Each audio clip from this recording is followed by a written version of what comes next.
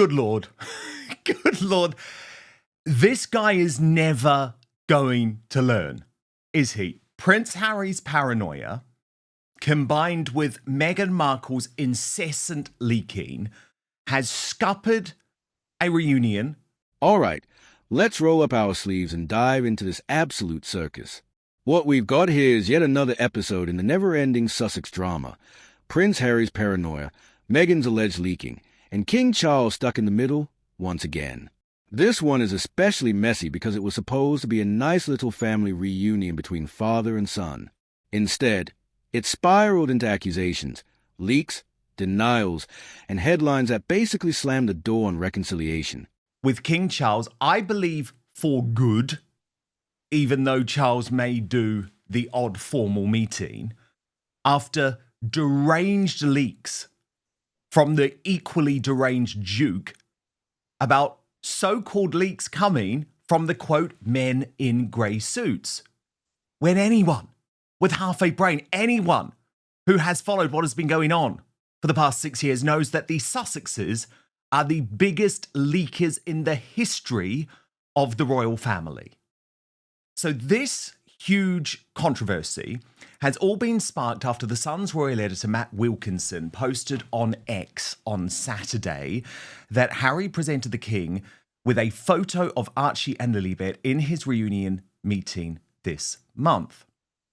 As according to Taz, our guest today, who will be here very shortly, responded, well, we know the king isn't leaking these details. But that's exactly what Harry decided to claim in a bombshell Saturday night statement where he said recent reporting of the Duke's view of the tone of the meeting is categorically false. The quotes attributed to him are pure invention fed, one can only assume, by sources intent on sabotaging any reconciliation between father and son. That then resulted in this Mail on Sunday front page. Very critical, by the way, that it is the Mail on Sunday, because as you know, as regular viewers know, I have been tracking how the Mail on Sunday has been doing Harry's propaganda now for the past year. And there it is, the line that the men in grey suits are sabotaging my reunion with father. I think Royally Sage put it best when they posted an image has emerged of the man in grey suit who had derailed Harry's relationship with his father. Yes, it's you, Harry. It's you. Your leaks, your interviews, your book, your Netflix series. This is the most insane rewriting of history, and it genuinely makes me fear for your sanity. Royal News Network on this made a very good point. Did Prince Harry read his own interview in The Guardian? No one is more capable of sabotaging Harry than Harry himself. I hate to say it, but Harry is a bit of an idiot here. His best route would have always been to just keep quiet and stop talking so incessantly to the press. If the palace was trying to test Harry's sanity and self-control here, he clearly failed. And the thing that really seems to have got to Harry most, by the way, is this claim within the Sun's bombshell Saturday report, which we will come to later in the show, which suggests that the meeting was incredibly formal, but it was. I'd reported on that before I went away on holiday. It was a formal, short meeting. Harry went in through the guest entrance. There was someone else in the room. And of course, it lasted for a shorter amount of time than every other formal meeting the king had that day, even though he was face to face with his own son. So again, Harry just cannot deny the facts. But of course, what's gone on over the past few days is the type of drama that the royal family wanted to avoid, and it's going to torpedo the reunion. Kate Mansi, royal editor of The Times, writing today that the palace is understood to be saddened and perplexed by the latest accusation from the Duke of Sussex. And as the royal rundown. So here's how it starts. Harry flies into the UK, supposedly for a quick catch-up with his father. Nothing dramatic, just a father and son meeting. But instead of it being warm and fuzzy, it ends up looking like a stiff, awkward business meeting. Charles slots him in between other engagements. Make sure there's someone else in the room. Said, Harry seems to be in full meltdown mode. I think he knows deep down this is all self-inflicted. The Guardian interview, telling too many people about Charles, causing too many exuberant leaks. But he can't accept that he blew up a very positive week, so is attacking everyone else. And this line about the king being saddened, which I will be completely honest with you, is usually what Buckingham Palace tends to say when the king is furious with his son, has been briefed all over the mainstream media today. This from the Daily Telegraph. The king is said to be saddened by Prince Harry's claim that aides are sabotaging his reconciliation with his father. A Buckingham Palace source said the suggestion that the institution was out to scupper the father-son relationship was counterproductive. The source told the Telegraph, it's very sad, especially because everyone had been working hard behind the scenes to make the private relationship work. Then you get some of the key lines about the supposition in regards to who is behind this. Friends of Prince Harry believe palace aides leaked details about the meeting to try and sabotage his chances of returning to the UK more often by making it appear that he had shared the information with journalists. Some believe he is seen as a threat and that palace aides would rather he stayed in the US. He's not a threat, he's just a douche. One told the Telegraph that rather than trying to orchestrate some kind of plot to be welcomed back to the institution, he simply wanted to see his father more often and perhaps even bring his children back to Britain. At the palace, there is genuine bemusement, with aides insisting that all involved would love to see the Duke on good terms with his father, not least the King himself. They believe the Duke's team leaked the details of their meeting, and as such, all involved are caught in a stalemate with renewed fury and frustration on both sides. Such developments now threaten to derail the fragile peace process. One well-placed palace source insisted that it was not quite back to square one for the Duke. It's certainly not helpful, though, the source said.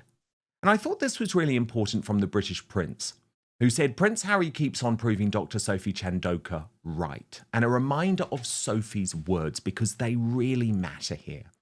There are people in this world who behave as though they are above the law and mistreat people and then play the victim card and use the very press they disdain to harm people who have the courage to challenge their conduct. Taz added on this, there's only one man with a penchant for wearing grey who's sabotaging any reconciliations with his family. And I'm delighted to have Tash with me today. I mean, he can't help himself, number one. But he has blown up this reconciliation and reunion, Tash. He did it from day one. And let's be honest, Meghan did it from day one too, because of her relations with the press. But to try and suggest that this is a Buckingham Palace campaign against, I mean, he's losing the plot even more.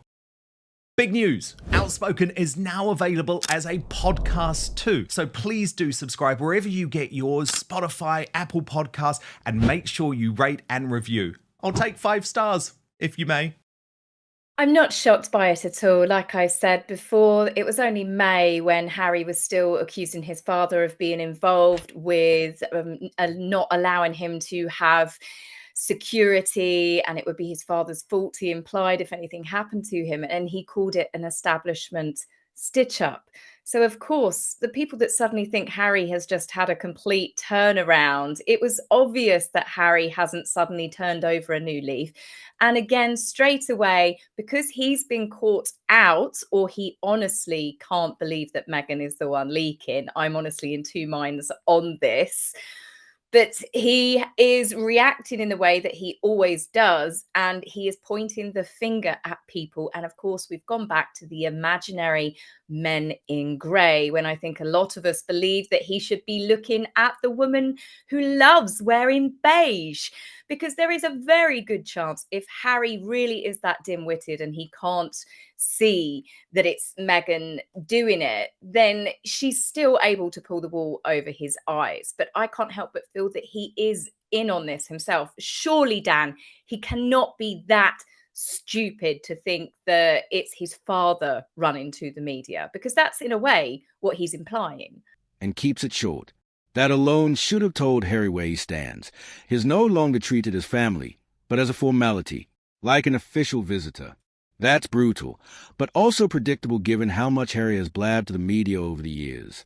Charles doesn't trust him. Simple as that. Well, it is. What he's trying to suggest, Tash, and what he has been trying to suggest for a long time, is that a couple of these very senior men who work for his father, Sir Clive Alderton, the private secretary, and Tobin Andre, the director of communications, who met with his team, are in some way involved in like this secret plot behind their father's back.